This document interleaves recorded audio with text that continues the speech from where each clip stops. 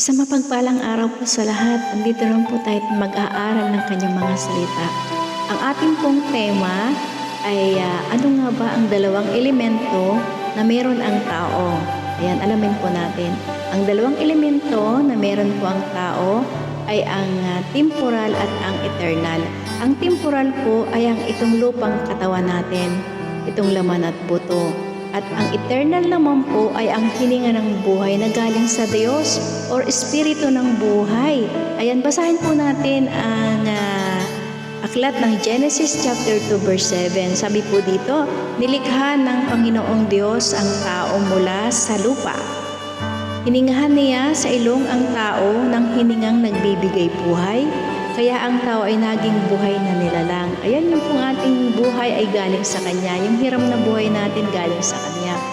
Yung espiritong meron tayo ngayon, yung hininga natin galing sa Kanya. Ayan. At atin naman pong babasahin ay ang aklat ng 2 Korinto chapter 4 verse 18.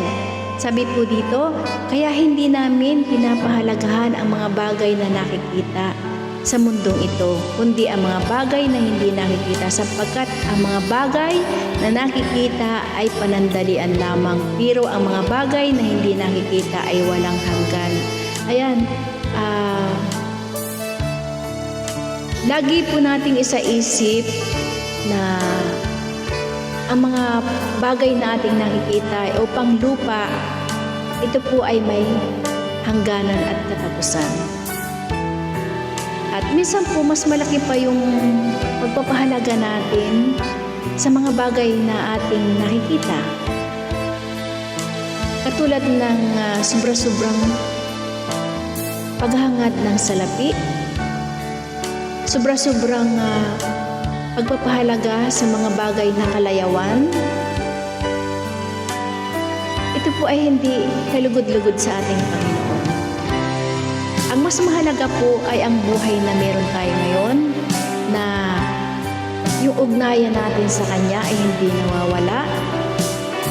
Ang mas mahalaga po yung ating panloob na katauhan, dahil ito po yung sinusuri ng ating Panginoon. Ito pong hininga ng buhay natin, ito po ay babalik sa Kanya. Ito po hiram lang natin. Babalik po ito sa Kanya at darating ang panahon na ito ipagsusulit natin ano man yung mga ginawa natin dito sa lupa.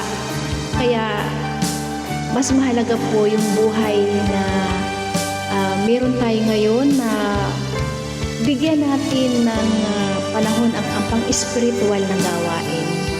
Ayan.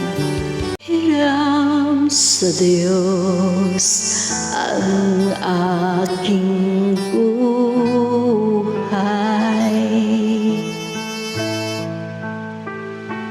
ikaw at ako'y tanging handog lamang. Di ko ninais na ako'y isilang,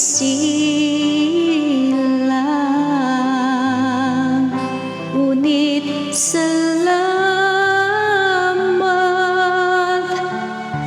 dahil may buhay.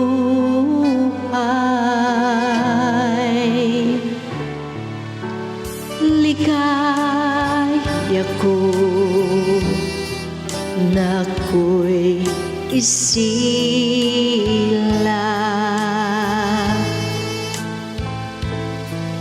pagkatao